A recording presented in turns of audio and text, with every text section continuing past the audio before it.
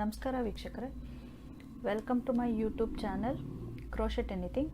ನಾವಿವತ್ತು back post crochet stitch ಹೇಗೆ ಮಾಡೋದು ಅಂತ ತಿಳ್ಕೊಳ್ಳೋಣ. ಸೊ ಅದಕ್ಕೆ ಫೌಂಡೇಶನ್ ಸ್ಟಿಚ್ ಆಗಿರೋ ಸ್ಲಿಪ್ ನಾಟ್ ಮತ್ತು ಚೈನ್ ಸ್ಟಿಚ್ ಹಾಕೋಬೇಕು ಫಸ್ಟ್. ಸೊ ಬ್ಯಾಕ್ ಪೋಸ್ಟ್ ಸ್ಟಿಚ್ಚನ್ನು ನಾನು ಡಬಲ್ ಕ್ರೋಶೆಟ್ಟಿಗೆ ತೋರಿಸ್ತೀನಿ. ನೀವು ಯಾವುದೇ ಸ್ಟಿಚ್ಚಿಗಾದ್ರೂ ನೀವು ಬ್ಯಾಕ್ ಪೋಸ್ಟ್ ಸ್ಟಿಚ್ ಮಾಡ್ಬೋದು. ಅದು ಸ್ವಲ್ಪ ಸ್ಟಿಚ್ಚು ಡಬಲ್ ಕ್ರೋಶೆಟ್ಟು ಉದ್ದ ಇರೋದ್ರಿಂದ ಸೊ ನಿಮಗೆ ಈಸಿಯಾಗಿ ಅರ್ಥ ಆಗುತ್ತೆ ಮತ್ತು ಅದು ಹೇಗೆ ಕಾಣುತ್ತೆ ಅಂತ ಗೊತ್ತಾಗುತ್ತೆ. ಅದಕ್ಕೋಸ್ಕರ ನಾನು ಬ್ಯಾಕ್ ಪೋಸ್ಟ್ ಡಬಲ್ ಕ್ರೋಶೆಟ್ನ ಹೇಳ್ಕೊಡ್ತೀನಿ. ಸೊ ಸ್ಲಿಪ್ ನಾಟ್ ಆದಮೇಲೆ ನಾನು 15 ಚೈನ್ ಹಾಕ್ಕೋತಾ ಇದ್ದೀನಿ. 4 5 6 7 8 9 10 11 12 13 14 15.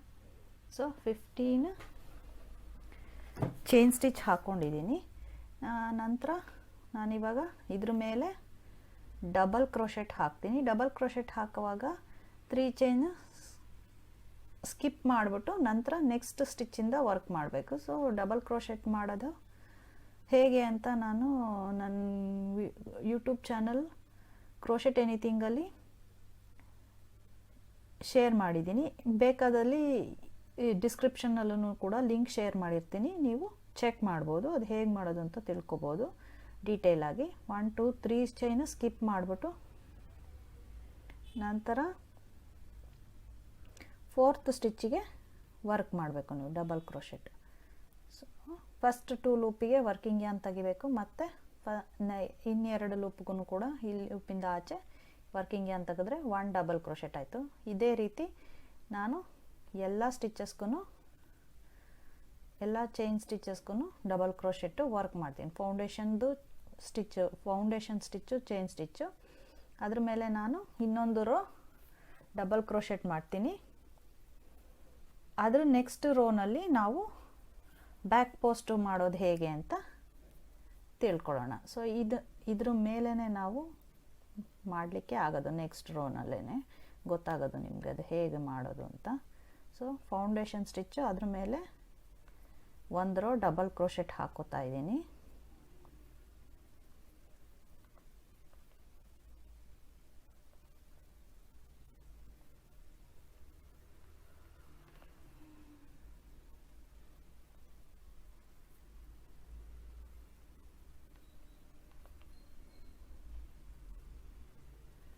ಈ ರೀತಿ ಎಲ್ಲ ಚೈನ್ ಸ್ಟಿಚ್ಚಲ್ಲೂ ಒಂದೊಂದು ಡಬಲ್ ಕ್ರೋಶೆಟ್ ಹಾಕಿದ್ದೀನಿ. ನೀವು ಬ್ಯಾಕ್ ಲೂಪನ್ನ ಯಾವುದೇ ಸ್ಟಿಚ್ಚಿಗೆ ಬೇಕಾದ್ರೂ ಕೂಡ ವರ್ಕ್ ಮಾಡ್ಬೋದು. ನಾನು ಲಾಸ್ಟ್ ವಿಡಿಯೋನಲ್ಲಿ ಬ್ಯಾಕ್ ಲೂಪ್ ಅಂತೀನಿ, back post crochet, front post last ವಿಡಿಯೋನಲ್ಲಿ ನಾನು ಫ್ರಂಟ್ ಪೋಸ್ಟ್ ಹೇಗೆ ಮಾಡೋದು ಅಂತ ತೋರಿಸಿದ್ದೀನಿ. ಸೊ ನೀವು ಅದನ್ನು ಲಿಂಕ್ ಕೂಡ ನಾನು ಡಿಸ್ಕ್ರಿಪ್ಷನಲ್ಲಿ ಶೇರ್ ಮಾಡ್ತೀನಿ. ಫ್ರಂಟ್ ಪೋಸ್ಟ್ ಹೇಗೆ ಮಾಡೋದು ಅಂತ ನೋಡಿ. ಸೊ ನಿಮಗೆ ಡಿಫ್ರೆನ್ಸು ಗೊತ್ತಾಗುತ್ತೆ ಹೇಗೆ ಮಾಡೋದು, ಫ್ರಂಟ್ ಪೋಸ್ಟ್ ಅಂದರೆ ಏನು, ಬ್ಯಾಕ್ ಪೋಸ್ಟ್ ಅಂದರೆ ಏನು ಅಂತ. ಅದೇ ರೀತಿ ಫ್ರಂಟ್ ಲೂಪ್ ಬ್ಯಾಕ್ ಲೂಪ್ ಅಂತಲೂ ಬೇರೆ ಇರುತ್ತೆ, ಅದನ್ನು ಕೂಡ ನಾನು ಡಿಸ್ಕ್ರಿಪ್ಷನಲ್ಲಿ ಶೇರ್ ಮಾಡಿರ್ತೀನಿ. ಆ ವಿಡಿಯೋಸು ಬೇಕಾದರೆ ಲಿಂಕ್ ಸಿಗುತ್ತೆ ನನ್ನ ಡಿಸ್ಕ್ರಿಪ್ಷನ್ ಬಾಕ್ಸಲ್ಲಿ, ನೀವು ಹೋಗಿ ಚೆಕ್ ಮಾಡ್ಬೋದು, ತಿಳ್ಕೊಬೋದು ಹೇಗೆ ಮಾಡೋದು ಅಂತ. ಸೊ ನಾನು ಮತ್ತೆ ಈ ನೆಕ್ಸ್ಟ್ ರೋನ ಬ್ಯಾಕ್ ಪೋಸ್ಟ್ ಡಬಲ್ ಕ್ರೋಶೆಟ್ ಮಾಡ್ತಾ ಇದ್ದೀನಿ. ಸೊ ಬ್ಯಾಕ್ ಪೋಸ್ಟ್ ಸ್ಟಿಚ್ಚನ್ನು ನೆಕ್ಸ್ಟ್ ರೋನಲ್ಲಿ ಹೇಗೆ ಮಾಡೋದು ಅಂತ ತೋರಿಸ್ತೀನಿ. ಡಬಲ್ ಕ್ರೋಶೆಟ್ ಮಾಡ್ತಾ ಇರೋದ್ರಿಂದ next row back post double crochet ಮಾಡ್ತಾ ಇರೋದ್ರಿಂದ ನಾನಿಲ್ಲಿ 3 ಚೈನ್ 1 2 3 ಚೈನ್ ಹಾಕಿ ವರ್ಕ್ನ ಟರ್ನ್ ಮಾಡ್ತೀನಿ. ಸೊ ನಾವು ಡಬಲ್ ಕ್ರೋಶೆಟ್ ಮಾಡಬೇಕು ಅಂದರೆ ಹುಕ್ಕನ್ನು ಕ್ರೋಶ ಹುಕ್ಕಿಗೆ ಒಂದು ಸತಿ ಈ ರೀತಿ ಸುತ್ಕೋತೀವಿ ವರ್ಕಿಂಗ್ ಯಾನ್ನ. ನಾವು ಫ್ರಂಟ್ ಪೋಸ್ಟ್ ಮಾಡುವಾಗ ಏನು ಮಾಡಿದ್ವಿ, ಈ ರೀತಿ ಕಂಬಗಳಿರುತ್ತೆ ನೋಡಿ, ಡಬಲ್ ಕ್ರೋಶೆಟ್ ಹಾಕಿರೋದು ಈ ರೀತಿ ಕಂಬಗಳಿರುತ್ತಲ್ಲ, ಇದ್ರ ಒಳಗಡೆ ಹುಕ್ ಹೀಗೆ ಇನ್ಸರ್ಟ್ ಮಾಡಿ ವರ್ಕ್ ಮಾಡ್ತೀವಿ. ಇದು ಮುಂದೆಗಡೆಯಿಂದ ಇನ್ಸರ್ಟ್ ಮಾಡಿದ್ರೆ ಫ್ರಂಟ್ ಲೂಪ್, ಫ್ರಂಟ್ ಪೋಸ್ಟ್. ಅದೇ ರೀತಿ ನಾವು ಬ್ಯಾಕ್ ಸೈಡಿಂದ ಇನ್ಸರ್ಟ್ ಮಾಡಿದ್ರೆ ಈ ರೀತಿ ಹುಕ್ಕನ್ನು, ಕ್ರೋಶ ಹುಕ್ಕನ್ನು ಈ ರೀತಿ ಇರುತ್ತೆ ನೋಡಿ. ಡಬಲ್ ಕ್ರೋಶೆಟ್ ಕಂಬ ಏನಿರುತ್ತೋ ಈ ಒಂದು ಗ್ಯಾಪಿಂದ ಇನ್ನೊಂದು ಕಂಬಕ್ಕೆ ಗ್ಯಾಪ್ ಇರುತ್ತಲ್ಲ, ನೀವು ಕ್ರೋಶ ಹುಕ್ಕನ್ನು ಮುಂದೆಯಿಂದ ಇನ್ಸರ್ಟ್ ಮಾಡಿದ್ರೆ ಒಂದು ಕಂಬದ ಗ್ಯಾಪಿಂದ ಇನ್ನೊಂದು ಕಂಬದ ಗ್ಯಾಪಿಗೆ ಈ ರೀತಿ, ಮುಂದೆಯಿಂದ ಕ್ರೋಶ ಹುಕ್ ಇನ್ಸರ್ಟ್ ಮಾಡಿದ್ರೆ ಫ್ರಂಟ್ ಪೋಸ್ಟ್ ಇದು. ಅದೇ ರೀತಿ ಕ್ರೋಶ ಹುಕ್ಕನ್ನು ಬ್ಯಾಕ್ ಸೈಡಿಂದ ಹೀಗೆ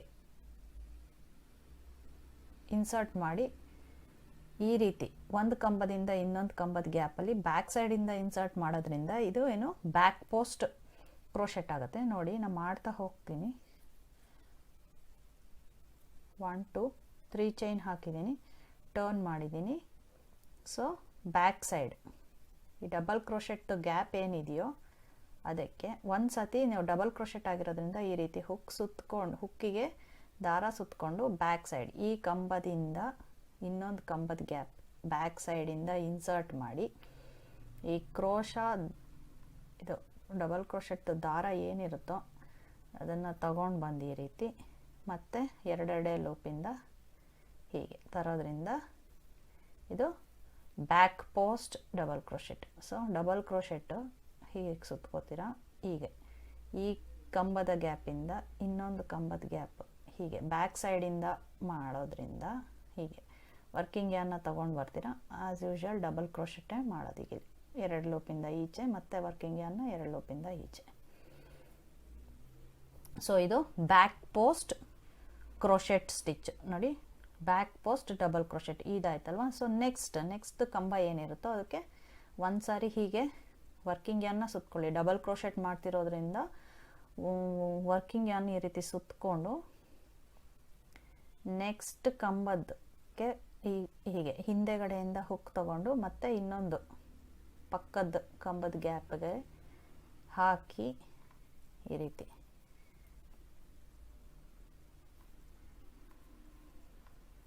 ಸೊ ಈ ಕಂಬದ ಗ್ಯಾಪ್ ಏನಿರುತ್ತೋ ಅದು ಮುಂದೆಯಿಂದ ಹಾಕಿದ್ರೆ ಹುಕ್ಕು ಮುಂದೆಯಿಂದ ಇನ್ಸರ್ಟ್ ಮಾಡಿ ಒಳಗೆ ತೆಗೆದ್ರೆ ಇನ್ನೊಂದು ಕಂಬದ ಗ್ಯಾಪ್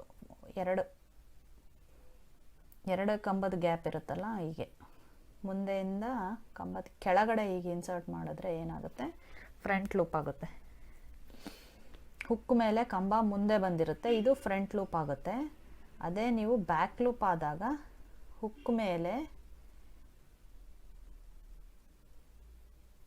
ಕಂಬ ಹಿಂದೆ ಹೋಗಿರುತ್ತೆ. ಸೊ ಇದು ಬ್ಯಾಕ್ ಲೂಪ್, ಹಿಂದೆಗಡೆಯಿಂದ ಇನ್ಸರ್ಟ್ ಮಾಡಿ ತೆಗಿತೀರಾ.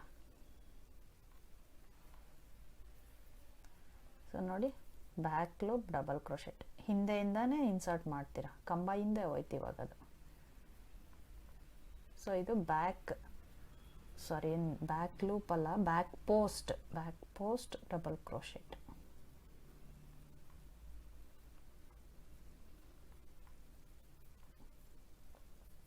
ಬ್ಯಾಕ್ ಪೋಸ್ಟ್ ಡಬಲ್ ಕ್ರೋಶೆಟ್ ಹೇಗೆ ಮಾಡೋದು ಅಂತ ಗೊತ್ತಾಯ್ತಲ್ಲ.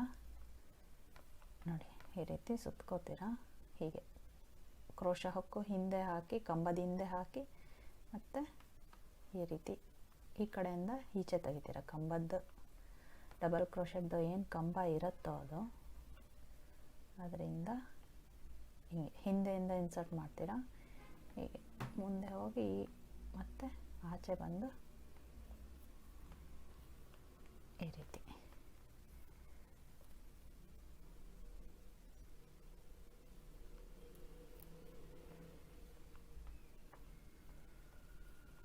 ನೋಡಿ ಲಾಸ್ಟ್ ಸ್ಟಿಚ್ ವರ್ಕ್ ಮಾಡ್ತಾ ಇದ್ದೀನಿ.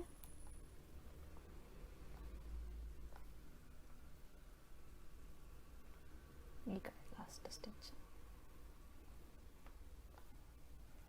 ಈ ರೀತಿ ನೋಡಿ ಹೇಗೆ ಕಾಣಿಸುತ್ತೆ. ಈಗ ಹೀಗೆ ಈ ಸೈಡ್ ಈಗ ಕಾಣಿಸುತ್ತೆ.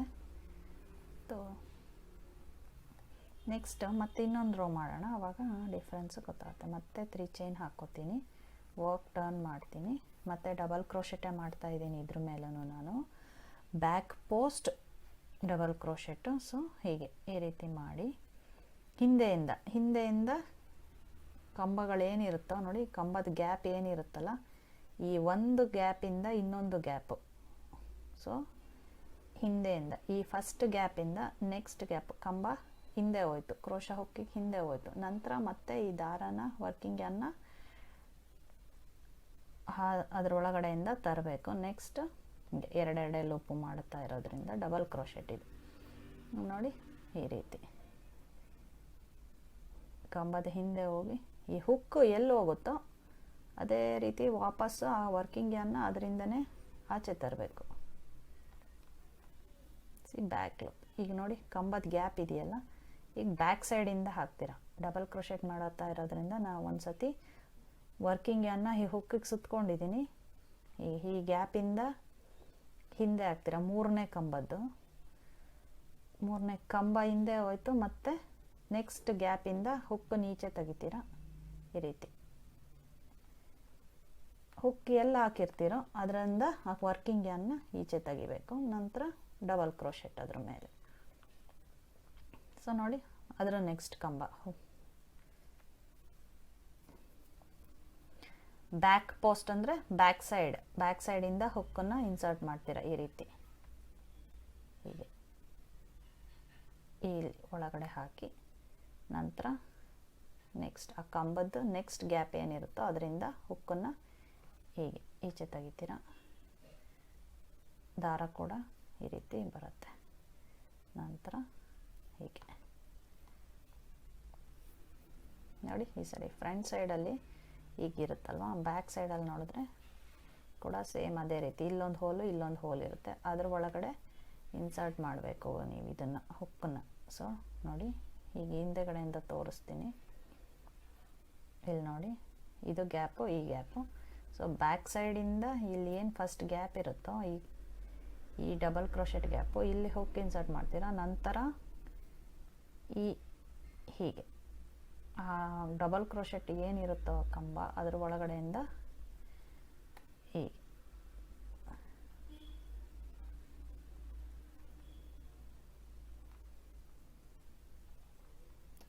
ಸೆಕೆಂಡು ದಾರ ತಗ್ಲಾಕೊಂತ ನೋಡಿ ಡಬಲ್ ಕ್ರೋಶೆಟ್ ಫಸ್ಟಿಗೆ ಸುತ್ಕೊಳ್ಳಿ ವರ್ಕಿಂಗ್ ಯಾನ್ನ. ನೆಕ್ಸ್ಟು ಇಲ್ಲಿ ನೋಡಿ ಗ್ಯಾಪ್ ಇದೆಲ್ಲ, ಈ ಗ್ಯಾಪನ್ನು ಹಿಂದೆಗಡೆ ಕ್ರೋಶ ಹುಕ್ಕನ್ನು ಹಿಂದೆಯಿಂದ ಇನ್ಸರ್ಟ್ ಮಾಡಿ ಮತ್ತೆ ನೆಕ್ಸ್ಟ್ ಗ್ಯಾಪಲ್ಲಿ ಇನ್ಸರ್ಟ್ ಮಾಡಿ ಹೀಗೆ ಬರುತ್ತೆ. ಆ ಡಬಲ್ ಕ್ರೋಶೆಟ್ಟೇ ಈ ಹುಕ್ ಮೇಲೆ ಬಂದ್ಬಿಡುತ್ತೆ. ಬ್ಯಾಕ್ ಪೋಸ್ಟ್ ವರ್ಕಿಂಗ್ ಯಾನ್ನ ಅದರಿಂದ ಆಚೆ ತರ್ತೀರ.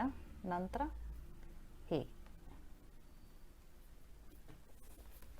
ಈ ರೀತಿ ನೋಡಿ ಅದರ ನೆಕ್ಸ್ಟ್ ಡಬಲ್ ಕ್ರೋಶೆಟ್ ಹೀಗೆ ಡಬಲ್ ಕ್ರೋಶೆಟ್ ಒಳಗಡೆನೆ ಹೀಗೆ ಲೂಪ್ ಬಂದ್ಬಿಡುತ್ತೆ. ನೆಕ್ಸ್ಟ್ ಈ ವರ್ಕಿಂಗ್ ಯಾನ್ ಅದರೊಳಗಡೆ ಡಬಲ್ ಕ್ರೋಶೆಟಿಂದ ಆಚೆ ತನ್ನಿ, ಮತ್ತು ಎರಡೆರಡೇ ಲೂಪಿಂದ ಡಬಲ್ ಕ್ರೋಶೆಟ್ ಹಾಕಿ. ಸೊ ಈ ರೀತಿ ಕಂಟಿನ್ಯೂ ಮಾಡ್ತೀನಿ ನಾನು work. Back post double crochet.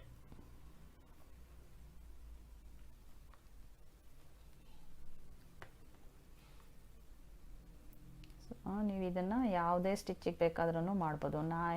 ನಾನು ಏನಕ್ಕೆ ಇದ್ರಲ್ಲಿ ಮಾಡಿದೆ ಅಂದರೆ, ಸೊ ಇದ್ರದ್ದು ಡಬಲ್ ಕ್ರೋಶೆಟ್ದು ಲೆಂತು ದೊಡ್ಡದಾಗಿರುತ್ತೆ, ನಿಮಗೆ ಈಸಿಯಾಗಿ ಅರ್ಥ ಆಗುತ್ತೆ, ನೀಟಾಗಿ ಗೊತ್ತಾಗುತ್ತೆ ಡಿಫ್ರೆನ್ಸು ಅಂತ ಮಾಡಿದೆ. ಇಲ್ಲ ಅಂದರೆ ತುಂಬ ಹತ್ತತ್ರ ಬಂದುಬಿಡುತ್ತೆ ಸಿಂಗಲ್ ಕ್ರೋಶೆಟ್ ಎಲ್ಲ, ಬ್ಯಾಕ್ ಪೋಸ್ಟ್ ಸಿಂಗಲ್ ಕ್ರೋಶೆಟ್ ಎಲ್ಲ ಮಾಡಿದ್ರೆ. ಸೊ ಅದಕ್ಕಾಗಿ ನಾನು ಡಬಲ್ ಕ್ರೋಶೆಟ್ನ ಚೂಸ್ ಮಾಡಿದೆ. ಸೊ ಇದು ನೆಕ್ಸ್ಟ್ ಲಾಸ್ಟ್ ಬಟ್ ಒನ್ ಮಾಡ್ತಾ ಇದ್ದೀನಿ. Next last stitch.